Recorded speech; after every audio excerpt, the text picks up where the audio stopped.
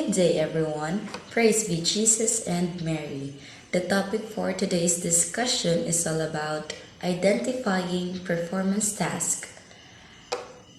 Identifying performance tasks measure the learning target you are about to assess. Some targets imply that tasks should be structured, others require unstructured tasks. So, after understanding the purpose of assessment, the next step is to create or select appropriate performance tasks that accurately measure the intended learning outcomes or learning targets. So, this simply means that deciding what students will do to show if they really understand the lesson. It's not just about taking a test, it is also about measure the learning target. You need to pick a task that matches what you want students to learn. Think of it like this. If you want to see if they can bake a cake, you don't ask them to write an essay about baking. You have them to bake a cake. So, if you're confused what is structured and unstructured tasks, let me simplify it to you. So, structured task is these are like recipes. They have clear steps and guidelines. For example, solve this math problems using this specific formula. Unstructured task is these are more open-ended. They give students more freedom to show what they know. For example, create a presentation about historical events. Like they can really express what they really want to say about it. Below are some questions that should be answered in designing tasks. So first is, what ranges of tasks do the learning targets imply? In simple terms, what kinds of activities fit with what you're trying to teach? For example, if you want students to learn about persuasive writing, a relevant task might be to write a persuasive essay or to create an advertising campaign. If you want them to learn a physical skill like throwing a baseball, the task would involve demonstrating that skill. So the first question is really about what kinds of activities naturally aligned with the knowledge or skill you're teaching. Second is which parts of the task should be structured and to what degree. This focuses on how much freedom students should have in completing the task. Should it be a highly structured assignment with specific steps or a more open-ended project where they can explore their own approach? The level of structure depends on the learning objectives and the student's needs. Sometimes, clear guidelines are necessary, while other times, allowing for flexibility and creativity is more appropriate. Think about whether you want to see if they can follow directions or if you want to see their creative problem solving. And the third one is, does each task requires students to perform all the important elements implied by the learning targets? This emphasizes the need for comprehensive assessment. Does the task actually allow students to demonstrate all the key aspects of what they've learned? If the learning target involves multiple skills or concepts, the task should assess them all, not just a portion. And the fourth one is, do the tasks allow me to assess the achievement dimensions I need to assess? This asks, Does the task actually measure the specific skills and knowledge I'm trying to evaluate? It's not enough for a task to be generally related to the topic.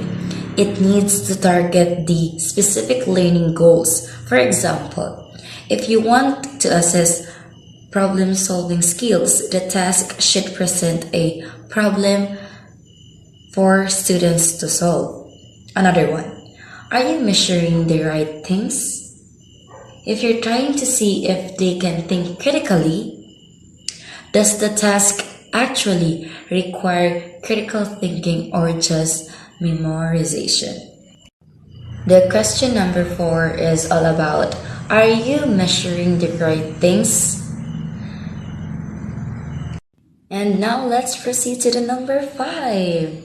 The question number 5 that should be answered in the signing task. So number 5 is, what must I tell students about the task and its scoring to communicate to them what they need to perform? This emphasizes that the importance of clear communication. Students need to understand the task requirements, the assessment criteria, how their work will be graded, and what constitutes successful performance. This might involve providing rubrics, examples, or detailed instruction. In similar terms, are your instructions clear? Do students know exactly what they need to do and how they will be graded? Think of it like giving them a clear roadmap to success. And the last question that should be answered in designing tasks, but definitely not the least, is, will students with different ethnic and social backgrounds interpret my task appropriately? This highlights the need for cultural sensitivity and awareness in task design. Teachers should consider whether the task might be biased or misinterpreted by students from diverse backgrounds. For example, a task that relies heavily on specific cultural references might disadvantage students who are not familiar with those references. Another one.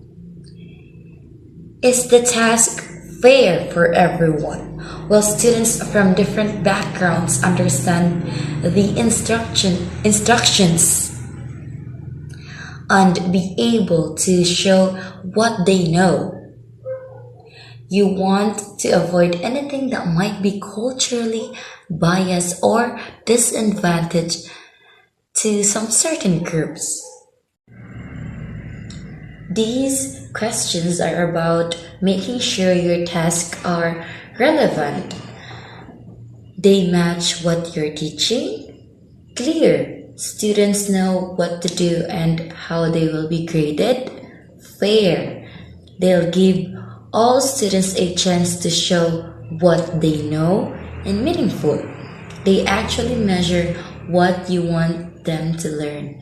By thinking about these questions, you can design tasks that are better for you both as a teacher and your students. Performance needs to be identified so that students may know what task and criteria to be performed. In this case, a task description must be prepared to provide the listing of specification of the task and will elicit the desired performance of the students. So to help students perform well, we need to clearly define what we expect them to do. This means creating a task description that outlines what task they need to complete, what standards or criteria they need to meet. So by doing this, students will know exactly what's expected of them and can work towards achieving those goals. And now let's proceed to task description. First, we have content and skill targets to be assessed. So by assessing both content and skills, teachers can refine their instruction to better support student learning. And then Next is description of the students' activities. So students' activities are generally designed to allow students to be more involved on campus. And we also have here the group or individual, help allowed, and resource needed. So resource needed, being able to know ahead of initiating the project which resources you'll need is essential. And also we have here the teacher role, outlining their responsibilities in facilitating and also instructing and assisting student learning. And the next is administrative process, outlining logistical details such as timelines, resources, and submission procedures. And then lastly is the scoring procedure. So detailing how student work will be evaluated and graded. And now let's proceed to some consideration in creating a task. So first, task should be meaningful and must let the student be personally involved in doing and creating a task. So task should be meaningful and allow personal involvement to increase motivation, ownership, and creativity to prepare students for real life application. And then number two, choose a task in which students have the ability to demonstrate knowledge and skills from classroom activities or other similar ways. So this allows students to apply and demonstrate their learned knowledge and skills in a practical and authentic way. And then number three, one should specify the learning targets, the criteria by which you will evaluate performance, and the instructions for completing the task. So, specifying learning targets, criteria, and instructions provide clarity and ensures students know what is expected of them. And then number four, the time needed is complete the time needed to complete the task. So specifying the time needed helps students manage their time effectively and stay on task. And then number five, participation of groups must be considered also in crafting performance task. And so this considering group participation ensures collaborative learning, promotes teamwork, and accommodates diverse learning styles. And then number six, the number of tasks must be given an attention as well. As a rule, the fewer the number of tasks, the fewer targets can be assessed in a given performance. So limiting the number of tasks focuses assessment on key learning targets and avoids overwhelming students. Let us now proceed to the suggestions for constructing performance tasks. This slide only means that when creating performance tasks, it is very important to make sure the task assesses student skills and abilities. And the way you grade this task also plays a big role in getting accurate results. Both designing the task and setting clear rating methods are key for effective assessment. According to Lee 1995, there are 6 ways to improve the development of tasks. First and foremost, focus on learning outcomes that require complex cognitive skills and student performance. So you have to focus on improving skills that need more time to assess, since performance tasks take longer than assessment. Kaya di ba kung muhatag ta og performance task o assessment, mas dali gyud mahuman ang assessment since you can just give papers to student and they will just answer it. Unlike performance task nga they have to master specific abilities or skills for the performance. Number 2, you have to make sure that tasks cover both key content and necessary skills for the learning outcome. Number 3, avoid including skills that are not related to the main goal of the task. For example, if student is learning algebra, mentioning skills like creative writing or public speaking would not be relevant to the specific goal of mastering algebra. Number 4, provide the necessary scaffolding for students means provide enough support for students in order to understand what they need to do and what is expected to them. So if possible, you can provide an example like videos or performance tasks of past students who already created that in order to let them know how to perform it properly since they have already visualized how to make the performance in a right way. So number 5, set clear directions. You have to make the task instruction clear and specific to avoid confusions, conflict and ensure fair assessment. Lastly, clearly explain the criteria for judging to help students focus on what is important. So, no, it is very important to inform students about the criteria for them to know their priorities and goals sa performance task in order to obtain a high marks. So this example 4 is about problem solving and decision making performance task where a friend is having a difficult time and it assesses your ability to read and understand information, communicate clearly, solve problems, and work together with a friend. You will also be assessed on your ability to make informed decisions, your ability to create a letter with complex sentences, and ability to work collaboratively with a peer. This task is connected to decision making by requiring to choose the best resources, like the book that the person used to help his or her friend, and also thoughtful decision on how to approach the problem. Okay, that's all for my part. Thank you. In this example, it shows about the performance task for product-oriented performance base, in which the target competency is the preparation for the useful solution, wherein the counselor is tasked to produce a natural beverage made with their local fruit or vegetables, for they are celebrating their 50th anniversary with the theme Kalikasan Ko, Mahal Ko. The assigned counselor is expected to present the plan for the preparation of the drink and the taste testing on their next meeting, and will be rated based on the criteria: practicality, preparation, availability of materials, and composition of the solution. So bale, this example shows that in assigning or creating performance tasks for the students, it is important that the task should target a specific competency and ihatag ng daan ang criteria so that they will be able to follow the things that they should be doing, since ang criteria will be their guide to successfully achieve the task. Also, naasad siya time frame on which when siya ipass in order for them to create the task or work on their task early. Crafting tasks for both process and product-oriented performance-based assessments needs careful planning, since it helps you identify the things that needs to teach, the achievable goals, organize things, and prevent the possible challenges to hinder the implementation of the assessment. Engagement, elaboration, and experience are some factors to consider in making authentic tasks, which make it different to traditional assessment, since authentic tasks are complex and collaborative activities that require students to apply existing knowledge to solve a real-world problem.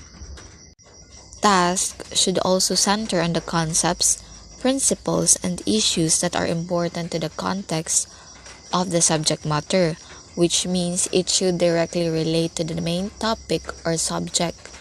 Hence, it does not involve any irrelevant activities. Moreover, teachers must know what they want to observe before performance criteria can be identified, since it allows them to give specific, focused feedback that directly addresses the student's strengths and weaknesses. So that is why there is a checklist for writing a good performance task, as these questions guide them to implement the assessment effectively. Are essential content and skills targets integrated? Or do the knowledge that students are expected to learn in a subject and the abilities students should develop integrated or achieved? Are multiple targets included, which means do the tasks provide a more comprehensive assessment of a student's learning and helps them develop a deeper understanding of the subject? Is the task authentic, or does it encourage students to go beyond memorizing facts and apply their knowledge to real world situations? Is the task teachable, or the teacher able to teach the task effectively, providing clear instructions, guidance, and feedback? Is the task feasible, or is the task achievable within a reasonable time frame? Are multiple solutions and paths possible that allow students to explore different ideas, express their individuality, and develop their own unique approaches? Is the nature of the task clear, or do the students understand the goal? Is the task challenging and stimulating that allows students to engage, grow, and apply their knowledge to the real world? Are criteria for scoring included, which ensure that all students are evaluated on the same standards? Are constraints for completing the task included, or is there any limitation of time, resources, specific rules or regulations that they need to follow? Regardless of whether these are process or product-oriented performance tasks, clearly stated performance task criteria are critical to the success of both instruction and assessment. Criteria in the real essence of performance-based assessment define the target process and product, guide and help the students on what should be taught and done, and provide a target in assessing the performance of the students. So this means that kung wala ang criteria, the students have no idea on which area of designing sila mag-focus. Just like for example, writing an essay. If a teacher did not give a criteria to the student, there is a chance that maglisod ang students about which part of essay writing sila mamawi. Giving example ba or salain. Also, it established specific, measurable, achievable, relevant, and time-bound or the SMART goals that everyone involved can understand and strive for. So for the teachers, criteria acts as the roadmap to effectively measure the success of the students, since it is like you are giving them a clear instruction to what they should do. Also, teachers can design lessons and activities that directly address the performance criteria, which help the students learn the specific skills and knowledge they need. Also, for the students, performance criteria serve as their guide to their growth, since it provides a framework for self-assessment, allowing students to track their progress and identify areas for improvement. And that would be all. Thank you for listening. Good day, everyone.